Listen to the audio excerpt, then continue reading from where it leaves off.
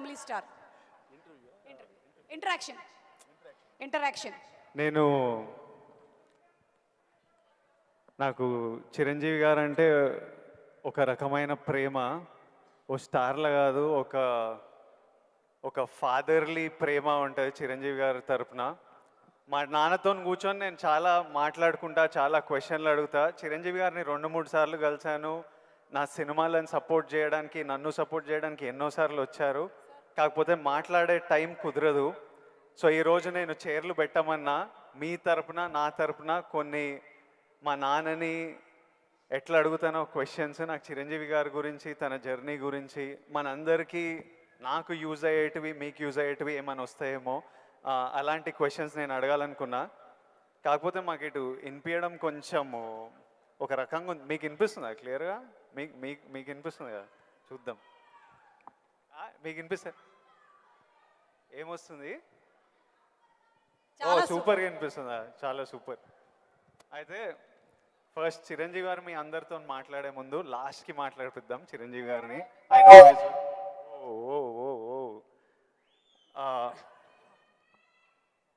First of all Chiranjeevi garu, we all love you. And అరే చిరంజీవి గారికి పద్మవిభూషణ్ వచ్చింది, అందరూ వేసుకోండి. ఫస్ట్ ఆఫ్ ఆల్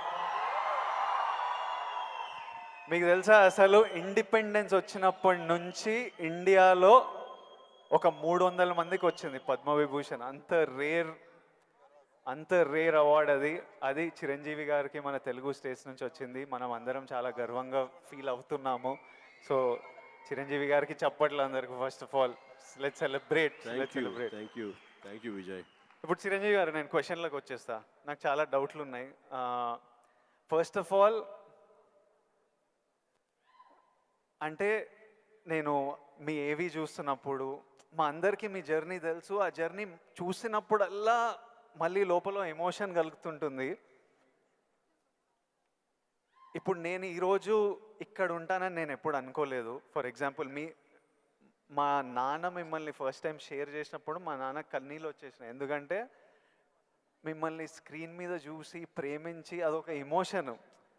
ఎస్పెషలీ ఆ టైమ్స్లో అదొక విపరీతమైన ఎమోషన్. అలాంటిది మా కొడుకు వల్ల నేను చిరంజీవి గారితో స్టేజ్ మీద ఉన్నా, నన్ను కౌగిలించుకుంటున్నారు అన్నది ఇంటికి వచ్చిన తర్వాత కూర్చొని మాట్లాడుకునే ఎన్నో రోజుల మొన్నటి వరకు కూడా మాట్లాడుకునే ఇన్సిడెంట్ అది. అంత స్ట్రాంగ్ ఎమోషన్. సో నాకు తెలియదు, మా నాన్నకు తెలియదు మేము ఈరోజు ఇక్కడ ఉంటామని.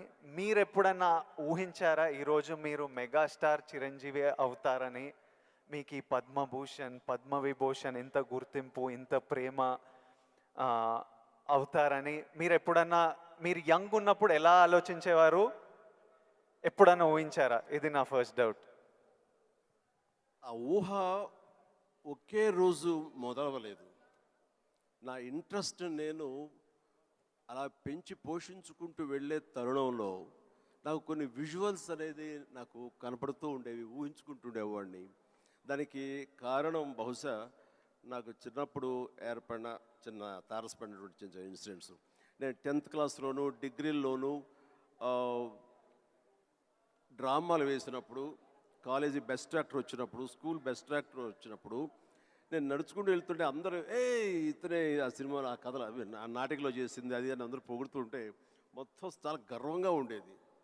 అది రుచి మరిగే నేను ఆ రకంగా నా మైండ్ సెట్ లేదా ఒక బీజం లాంటిది నాకు ఆ క్షణానే పడింది అనుకుంటాను నేను నటుడు అవ్వాలని.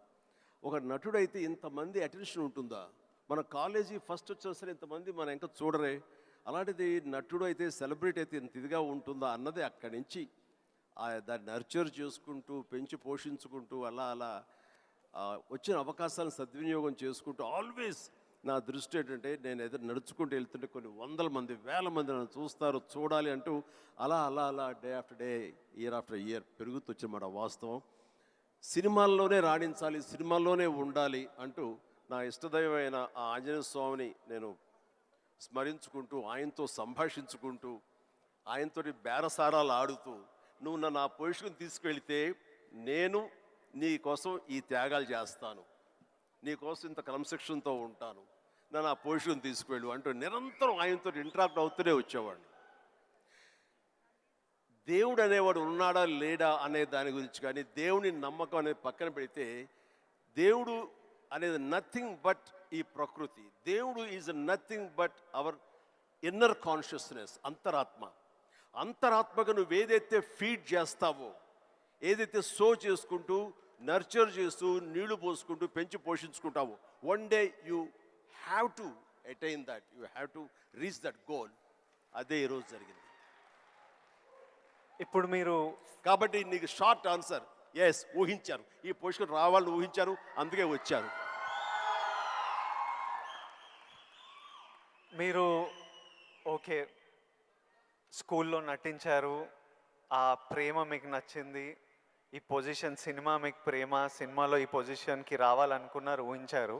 కానీ ఫస్ట్ టైం ఆ డెసిషన్ మీరు తీసుకొని మీ అమ్మా నాన్న వాళ్ళతోనూ చెప్పింటారు కదా, ఇప్పుడు ఊరు నుంచి సిటీకి రావాలి, నా కెరియర్ ఇదనుకుంటున్నాను అన్నప్పుడు మీ ఫ్యామిలీ వాళ్ళు ఎలా రియాక్ట్ అయ్యారు దానికి? నా అదృష్టం కొద్దీ మా నాన్నగారికి కూడా చిన్న సినిమా పిచ్చి ఉంది. అందుకని ఆయన అందులో రాణించలేకపోయారు. కానీ కొడుకు వెళ్తానంటే ఆయనకి ఇష్టమే, కానీ ఏమో అక్కడ పరిస్థితులు ఎలా ఉంటాయో, ప్రతికూల పరిస్థితులు ఏముంటాయో, తను రాణించగలడా లేదా అన్నది నాకున్నంత నమ్మకం నాన్నగారికి లేక సంశయించారు.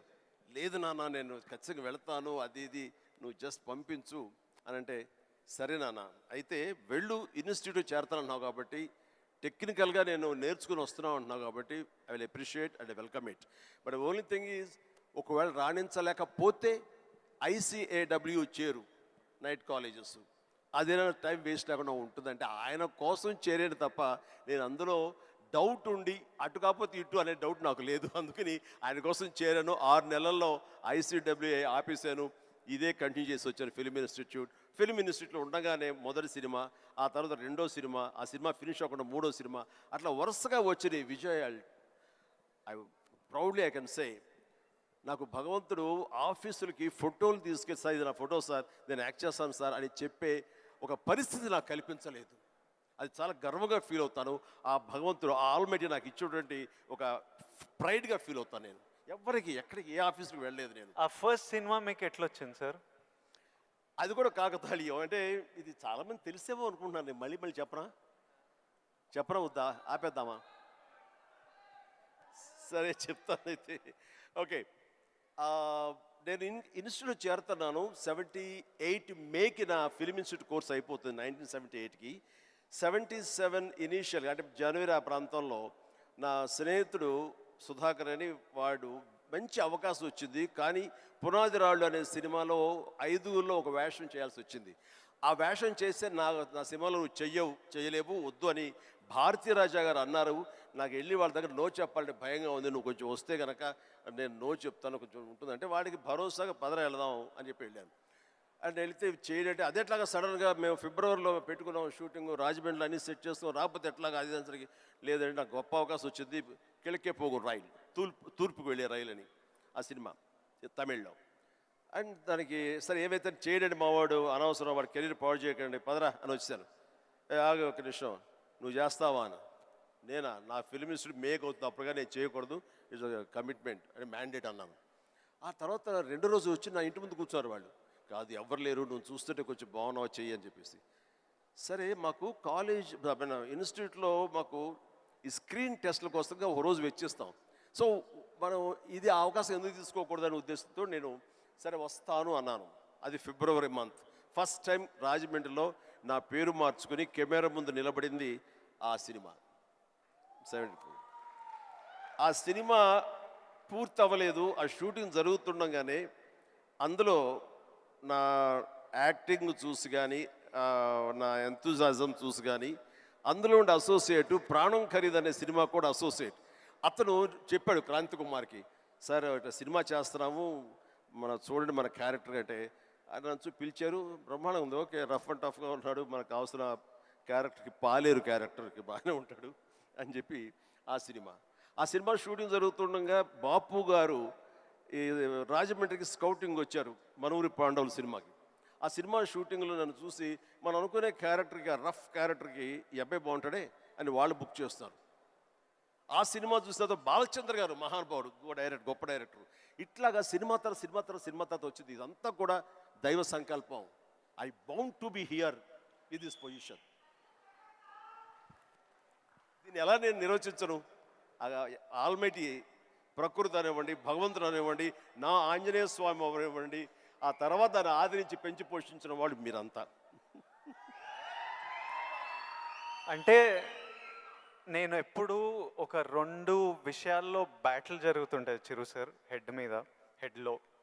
ఒకటి ఏంటంటే డెస్టినీ.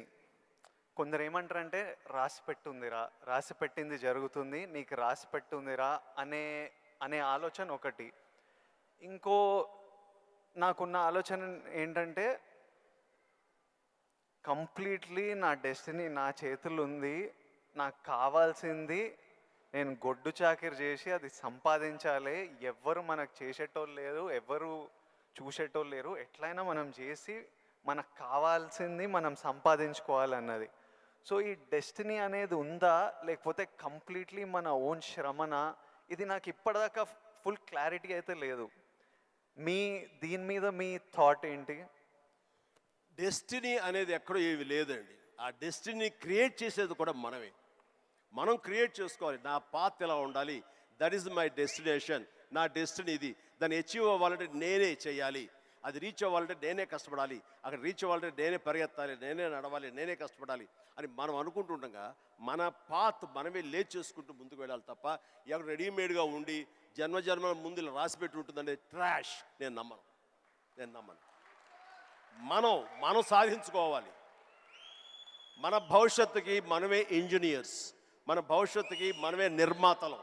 ఎస్, మనమే ఆ డెస్టినేషన్ అన్నది, ఆ డెస్టినీ అనేది మనమే ఏర్పాటు చేసుకోవాలి. మనం ఏర్పాటు చేసుకుంటేనే అక్కడ ఉంది అది.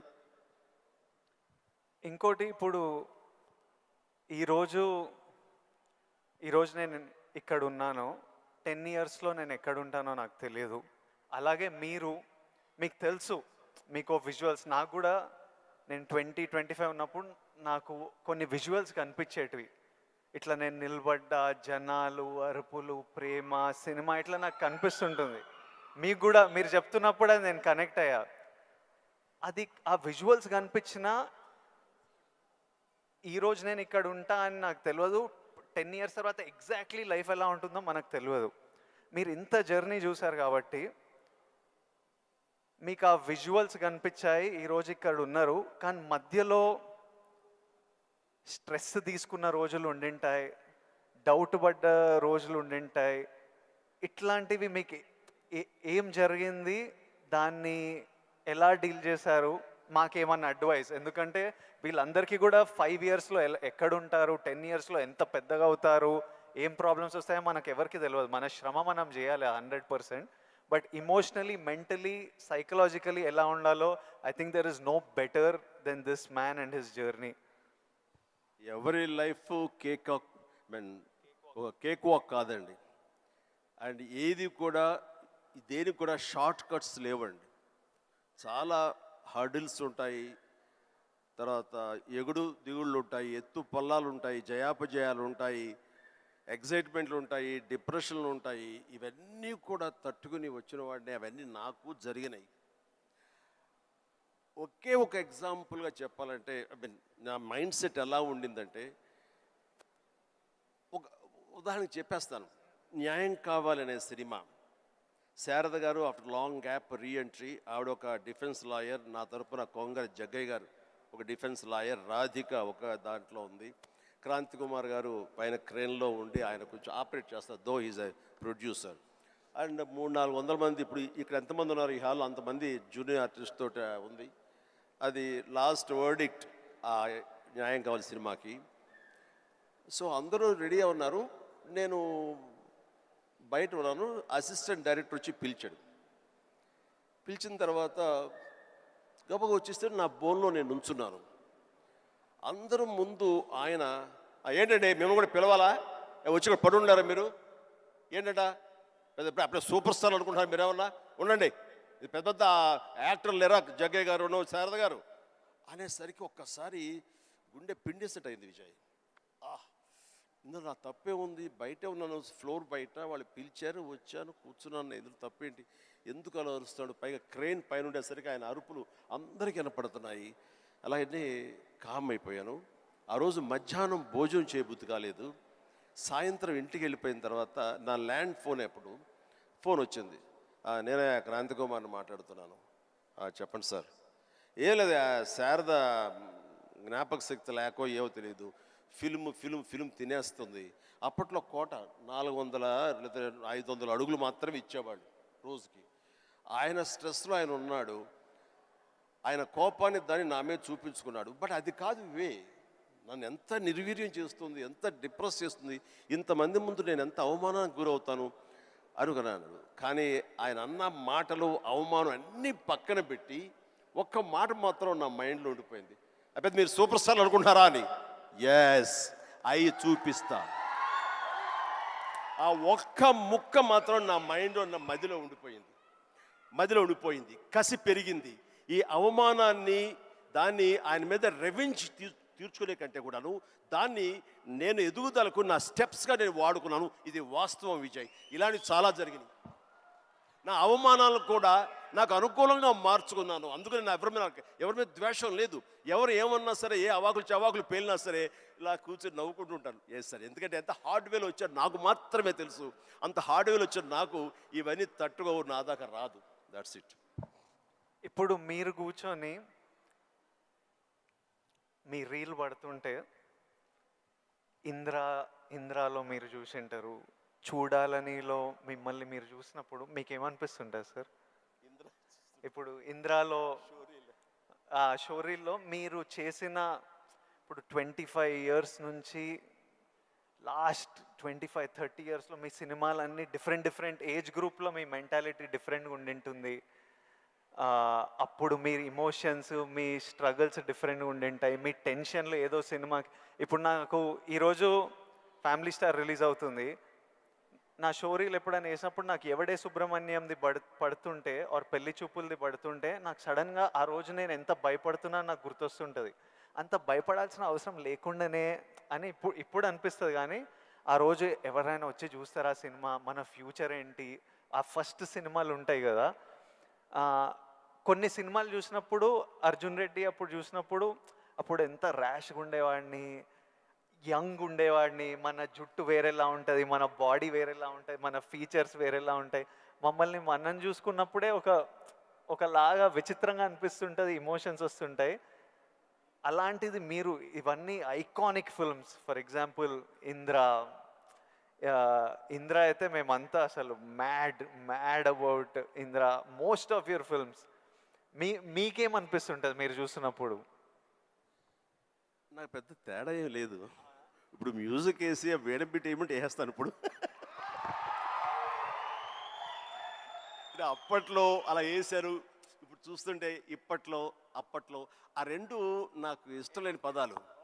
ఎందుకంటే అప్పట్లో అన్నావంటే ఇప్పట్లో నువ్వేమి లేనట్టే అని నాకు అస్సలు అస్సలు కాదు. ఇప్పుడు ఇంకెక్కడో ఉన్నారు. అప్పట్లో కదా అని అనుకోను నేను ఇప్పుడేంటి, ఇప్పుడేం డెలివరీ చేయగలను, ఇప్పుడేం ఇవ్వగలను అనేది నా ఆలోచన. అలాగే ఉంటుంది. ఇప్పుడు మీరు అన్నట్లు ఇందాక షోరీలు చూస్తుంటే వైనాట్ వేస్తాను ఇప్పుడు కావాలంటే అనిపిస్తుంటుంది. దానికి కావాల్సిన ఉంటుంది.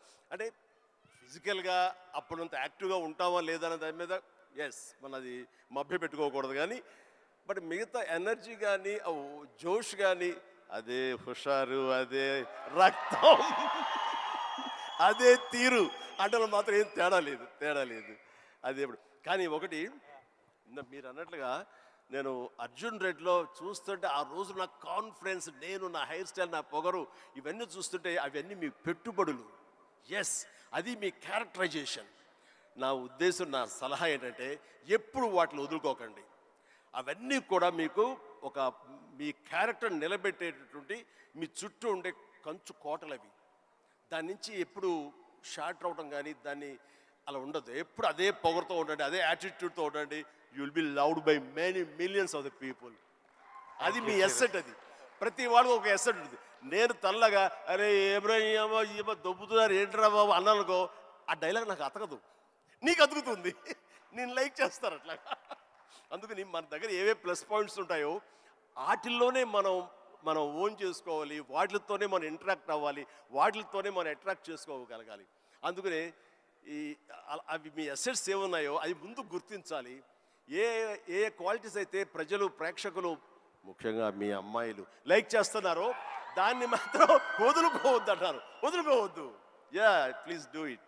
Thank you sir. ఇంకొకటి మన ఇన్ఫ్లుయెన్సర్స్ తరపున ఇప్పుడు మనం రిలీజ్కి ఎట్లా స్ట్రెస్, మొన్న చాలామందితో మాట్లాడుతుండే, మనం రిలీజ్కి ఎట్లా ఫీల్ అవుతామో, సినిమా మంచిగా ఆడాలి, మంచిగా ఆడకపోతే మనకు ఎనర్జీ పోతుంది కొన్ని రోజులు. వాళ్ళకు మనకి ఇయర్లీ 1-2 ఉంటే వాళ్ళు రోజు ఒక రీల్ పెడుతుంటారు, రోజు ఒక వీడియో పెడుతుంటారు, ఆర్ వీక్లీ పెడుతుంటారు. పెట్టిన ప్రతిసారి వాళ్ళకి ఆ రీల్ ఎంత రీచ్ అయింది, ఎంతమంది చూశారు, ఎన్ని లైక్లు వచ్చాయి, వీటి మీద చాలా స్ట్రెస్ పడుతుంటారు. మళ్ళీ మనకు క్రిటిసిజం వచ్చినట్టు వాళ్ళకి క్రిటిసిజం వస్తుంటుంది. సో నన్ను అడుగుతున్నారు, మీరు ఎలా డీల్ చేస్తారు ఈ క్రిటిసిజంతో? మనకు సినిమా నడవనప్పుడు ఇష్టం వచ్చినట్టు అందరు మాట్లాడుతుంటారు, అది పార్ట్ ఆఫ్ లైఫ్. వాళ్ళకి ఇంకా మీరు వచ్చినప్పుడు ఇది ఇంకోటి, మీరు వచ్చినప్పుడు ఇట్లా సోషల్ మీడియా ఇలాంటివి లేవు. అప్పుడు క్రిటిసిజం, ఈరోజు క్రిటిసిజం, ట్రోలింగ్ ఇవన్నీ ఇట్లా అంటుంటాం. ఆ రోజు మీకు ఏముండేవి ఆ టైంలో, అండ్ దాన్ని మీరు ఎలా డీల్ చేసేవారు? విజయ్, దీనికి కూడా నాకు జరిగిన ఒక సంఘటన చెప్తాను. గ్రోయింగ్ స్టేజ్లో, సరిగ్గా మీరు అందరూ వినాలి, గ్రోయింగ్ స్టేజ్లో మనం చాలా వల్నరబుల్గా ఉంటాం, బిక్కుమంటూ ఉంటాం, రాణిస్తామా రాణించమా అనే సమయంలో. ఇలాంటి సమయంలో మనం ఎప్పుడు కూడాను పాజిటివ్ అట్మాస్ఫియర్ ఉన్న చోట మాత్రమే ఉండాలి. అది ఏర్పరచుకోవటం మన చేతుల్లో ఉంది. నేను ఇంకా సినిమాలు స్టార్ట్ అవ్వలేదు, పాండీ బజార్, టీ నగర్, మెడ్రాస్, అక్కడ ఒక ఏరియా ఉంటుంది. అక్కడ చాలామంది సరదాగా ఈవినింగ్ కబుర్లు చెప్పుకోవడానికి వస్తారు. వచ్చినప్పుడు వాళ్ళ దగ్గర నేను సరదాగా వెళ్తే ఒక ఫ్రెండ్ తీసుకెళ్ళాడు, రా సరదా కూర్చొని ఒక టీ తాగి వచ్చేద్దామని. ఏంట్రా మీ ఫ్రెండా, ఎవరు, ఏం పేరు? శివశంకర్ వరప్రసాద్ అండి. ఆహా, ఓకే. ఏంటి సినిమాలో వేషాలు వేద్దామనా? అవునండి. అబ్బో, ఏ వేషాలు అంటే? అవకాశం ఉంటే హీరోగా చేద్దామని. రే ఇట్లారా, వీడు ఎంత అందంగా ఉన్నాడు చూడు, వాడు ఫోక్లోర్ ఫేస్, ఎంత చక్కటి ముక్కు ఎక్కువ, వాడికే దిక్కుద్ది వాడు లేదు, ఈయన హీరో అయిపోతాడట. అరే బాబు, మేమంతా అదే పరిస్థితి రా, చాలే అన్నాడు. ఎందుకు హుషారుగా వెళ్ళిన వాడిని తిరిగి ఎంతో నిస్సారంగా డల్ అయిపోయి రూమ్కి వచ్చాను. వచ్చిన వాడిని ఎందుకు వెళ్ళానా అక్కడికి అని, నేను ఏ వ్యక్తిత్వ వికాస్ పుస్తకాలు చదవలేదు, ఏ గురువులు లేరు, ఏ సద్గురువులు లేరు, నాకు ఎవ్వరూ లేరు.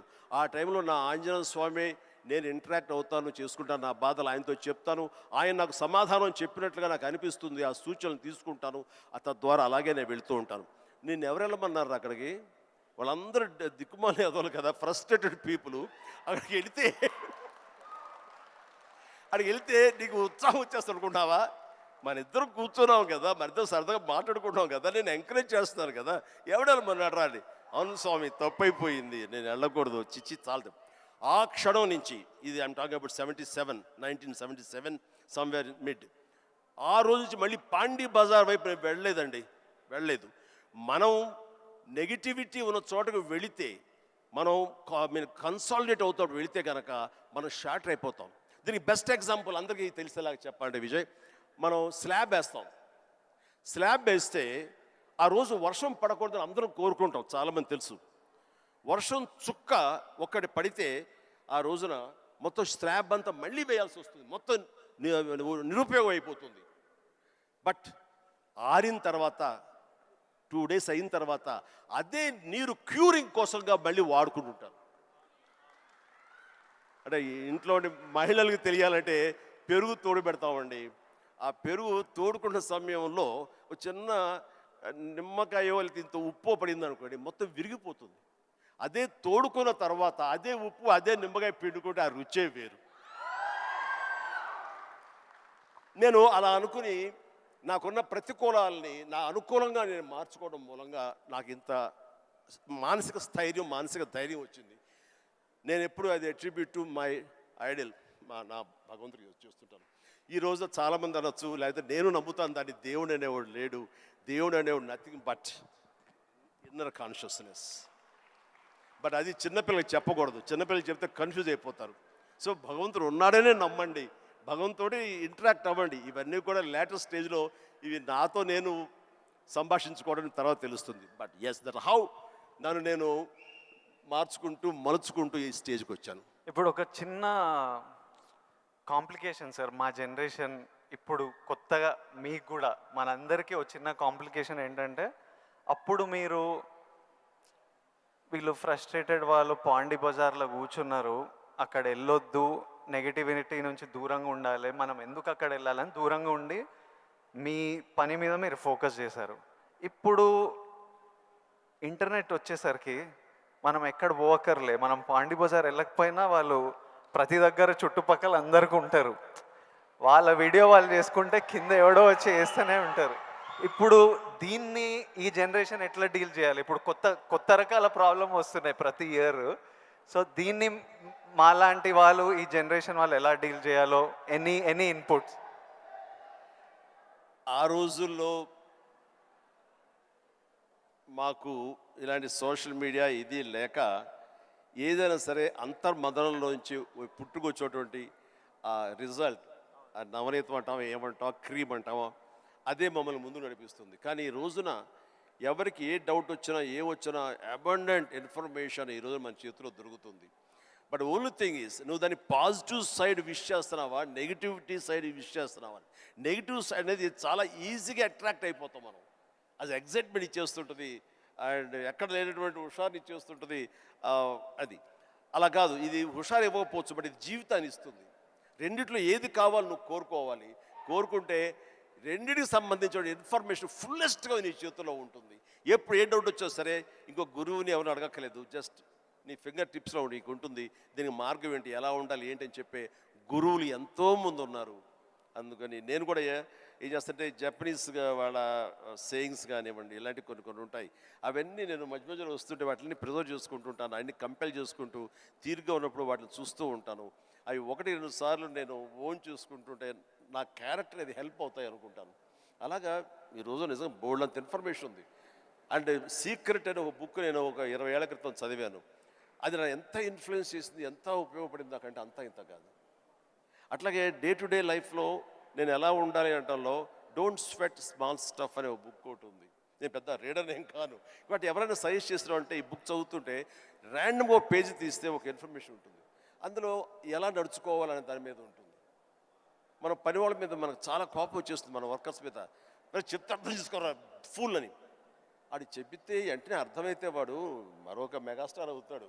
వాడు ఆ పరిస్థితి ఎందుకు ఉంటాడు, తన స్థాయి తన ఐక్యూ అలాగే ఉంటుంది కాబట్టి వాడికి నువ్వు అడ్జస్ట్ అవ్వాలి. So better try to live with the imperfection అన్నాడు. అది నీకు హాయిని చేకూరుస్తుంది. వాడికి ఇన్పర్ఫెక్షనే కాబట్టి ఓపిక ఇంకోసారి చెప్పుకో, అర్థమయ్యేలాగా ఇంకోసారి చెప్పుకో. అంతేగాని వాడి మన మనసులో అనుకున్నామో లేదో, మన నోటు దాటిందో లేదో బ్రహ్మాండంగా అర్థం చేసుకోవడానికి వాడేమి నీ లెవెల్ ఆఫ్ ఐక్యూ కాదు కాబట్టి నీ దగ్గర పనిచేస్తున్నాడు.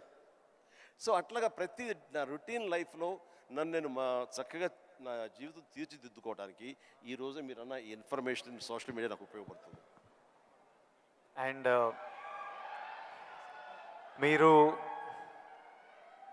మీరు మెగాస్టార్ అవ్వకముందు మీరు కూడా ఒక మిడిల్ క్లాస్ ఫ్యామిలీ నుంచి వచ్చారు. వీళ్ళంతా మీరు ఈ సక్సెస్ చూసే ముందు all of you have come from struggling families, wanting to change your life, wanting big dreams. We wanted to know, I personally wanted to know, మీకు మీ ఇప్పుడు mega star, mega family, huge family, అందరికీ మీరు guiding light, founder, origins. ఇవన్నీ అవ్వకముందు మీకెవరు ఒక family star? మీ family star ఎవరు? Course మా నాన్నగారే నా ఫ్యామిలీ స్టార్. నాన్నగారు ఎవరికైనా సరే ఆయన ఫ్యామిలీని ఎలా చూసుకుంటారు అనేది నేను ఆయన దగ్గర నుంచి నేర్చుకున్నాను. నాకు మా ఫ్యామిలీ హీరో అయినా, నా ఫ్యామిలీ స్టార్ అయినా మా నాన్నగారే. మా అమ్మకు 5-6 మంది చెల్లెళ్ళు ఉండేవాళ్ళు. మా తాత చనిపోయారు, వీళ్ళ దిక్కులేని వాళ్ళు అయిపోయేవాళ్ళు. మా నాన్నగారికి అరాకొర జీతం అయినా సరే ఆ జీతంలో వాళ్ళ మరదలను కూడా చేరదీసి అందరికీ పెళ్ళిళ్ళు చేసి వాళ్ళందరినీ తన బిడ్డలా చూసుకున్నారు. నాకు అనిపించింది ఫ్యామిలీ వాల్యూస్ కాపాడుకోవడానికి ఒక వ్యక్తి అనేవాడు నిర్ణయించుకుంటే వాళ్ళకి ఎలాంటి ఢోకా లేదు.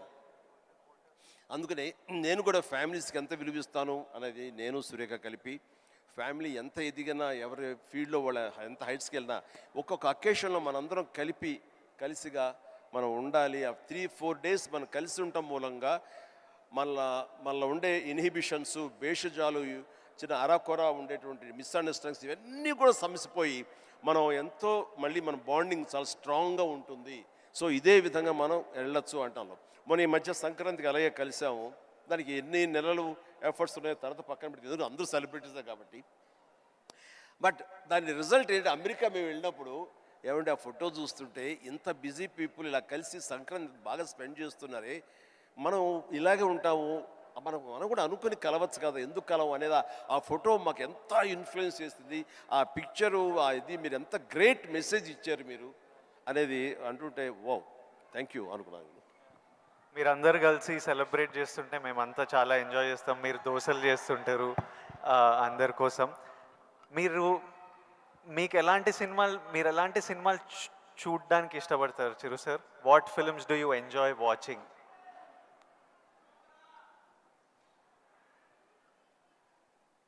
చెప్తే నవ్వుతారు వాళ్ళు, తెలియాలి మా అందరి క్యూరియాసిటీ. ఎందుకంటే మా ఇంట్లో నవ్వుతారు. అది మిక్కీ మౌస్, లార్ల్ అండ్ హార్డీ ఇలాంటి సినిమాలన్నీ చూస్తుంటాను. అండ్ ఇది మన ఇలాంటి సినిమాలన్నీ కామెడీ సినిమాలు చూస్తుంటాను.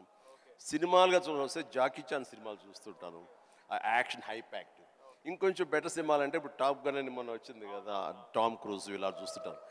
ఏమంటే ఆ లవ్ స్టోరీ ఉన్న చూసారా మీరు, ఎంత బాగుంది టైటానిక్ షిప్, మీరు చూడాలంటే వావ్ గ్రేట్ మూవీ ఎస్ అన్నాను, కానీ నేను దాన్ని చూడలేకపోయాను. అంటే ఏదో విషాదం, బాధ అది అన్ని. అందుకనే నేను సినిమాలకు సంబంధించి మాత్రం లైట్ హార్టెడ్ ఫిలిమ్స్ చూస్తాను.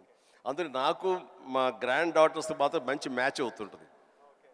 అందుకని వాళ్ళు ఎంతసేపటికి కోకో మిలన్ ఇలాంటివి కొన్ని చూస్తూ ఉంటారు, నేను కూడా వాళ్ళతో కూర్చొని అలా చూస్తూ ఉంటాను. వాళ్ళు వెళ్ళిపోతారు కానీ ఇంకా అలా చూస్తూనే ఉంటాను. ఏమండి ఆపేయండి వెళ్ళిపోయాడు, అవునా కదా బాగానే ఉందని.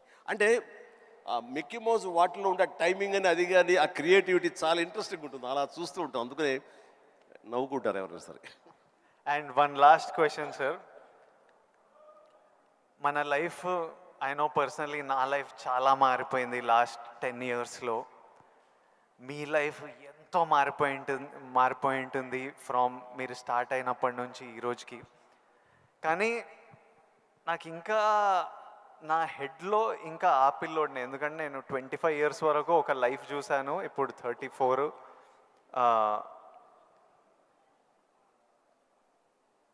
ఐ వాంట్ టు నో,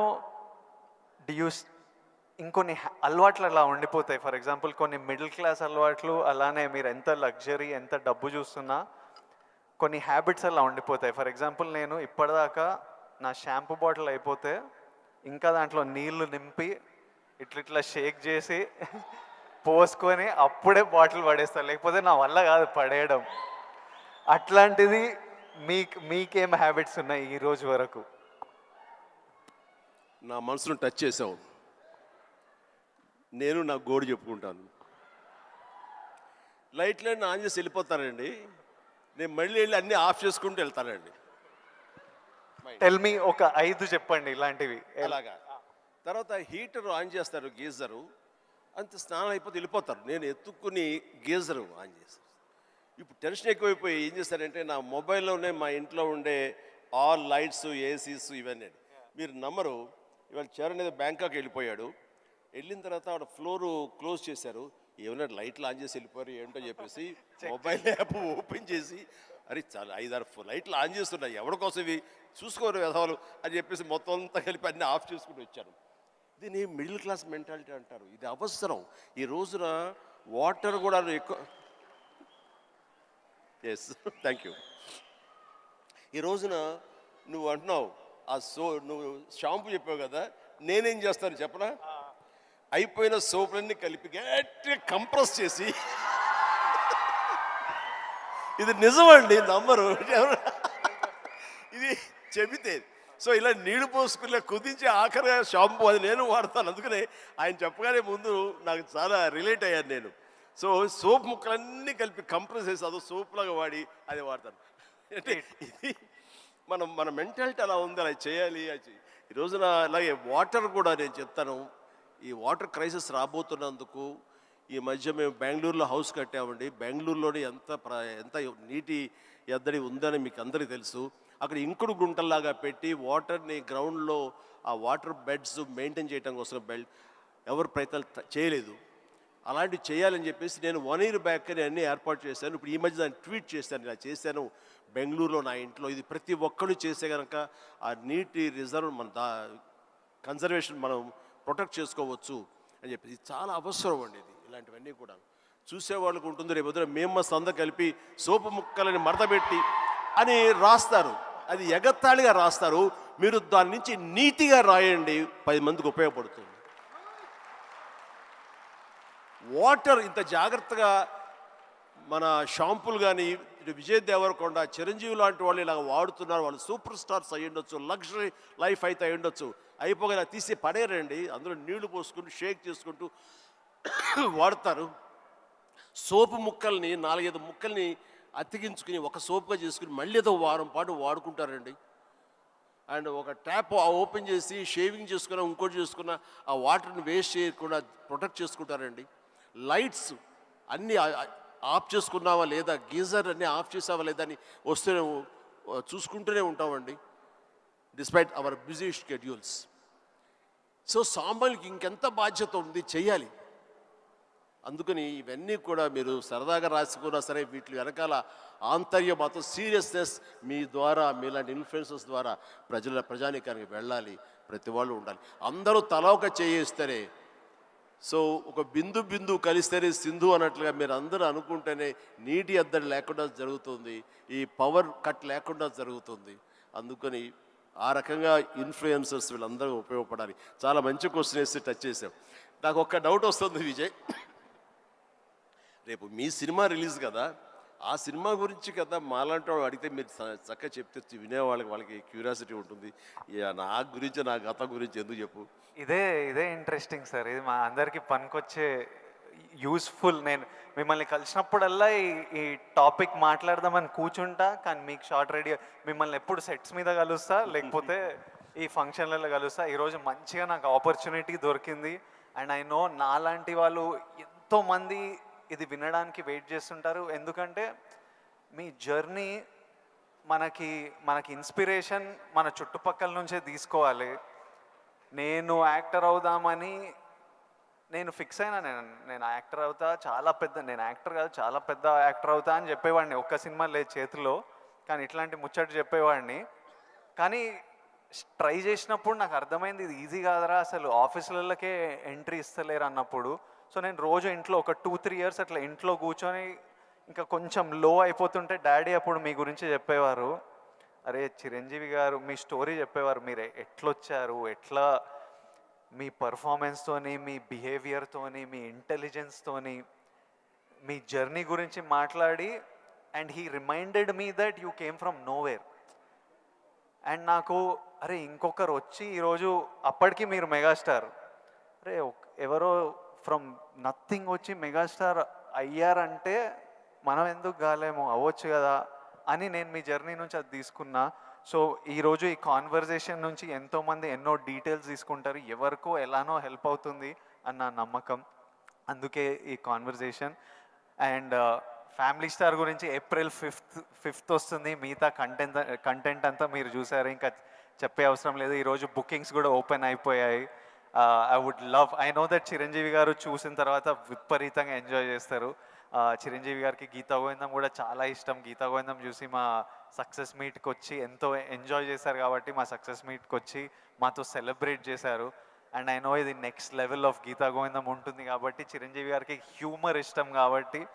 ఇంకోటి చెప్పాలి మీకు, నేను సినిమాలు చేస్తుంటే ఎప్పుడు మా టీం ఒకటి ఉంటుంది, నా ఫ్రెండ్స్, నా మేనేజర్, వాళ్ళు ఎప్పుడు విజయ్ నువ్వు ఎప్పుడు ఇట్లా సీరియస్ సినిమాలు చేస్తావు, ఎప్పుడు ఏదో రియలిస్టిక్గా ఉండాలని, ఇట్లా కాదు, మేము యాజ్ ఫ్యాన్స్ మా హీరో అల్లరి చేస్తుంటే స్క్రీన్ మీద ఎంజాయ్ చేస్తాము అని నేను అర్థం చేసుకోకపోయేవాడిని.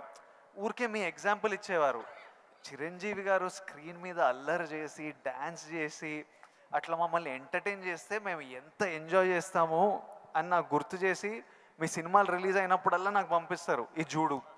ఇప్పటిదాకా మొన్న వాల్టేర్ వీరయ్య అవి కూడా పంపిస్తూ చూడు చిరంజీవి గారు ఇట్లా చేస్తే మేము థియేటర్లో ఎంత ఎంజాయ్ చేసామని. ఫైనల్గా అల్లరి చేసిన చిరంజీవి గారు ఈ సినిమాలో, and they are all happy my team. So hopefully you will enjoy the film too. And finally should we surprise Chiranjeevi garu? Should we do the surprise last? దానికన్నా ఒక్క సెకండ్ ముందు we have a few more activities. Actually మీకు నేను ఉన్నానని గుర్తు చేద్దాం అనుకున్నా. So all the very best. ఎందుకంటే నాకు గీతా గోవిందం, పరశురామ్ అండ్ తన దీంట్లో నాకు చాలా ఇష్టం. అందుకని అండ్ మాకు ఒక్కొక్క సినిమా రిలీజ్ అయ్యే ముందు ఎంత ఉంటుందంటే ఈ రోజుకి ఇన్ని సినిమాలు రిలీజ్ అవుతుంటే ఫస్ట్ సినిమా రిలీజ్ అవుతుంది అంత కంగారుగా అంత ఇదిగా ఉంటుంది. సో తన హార్ట్ నేను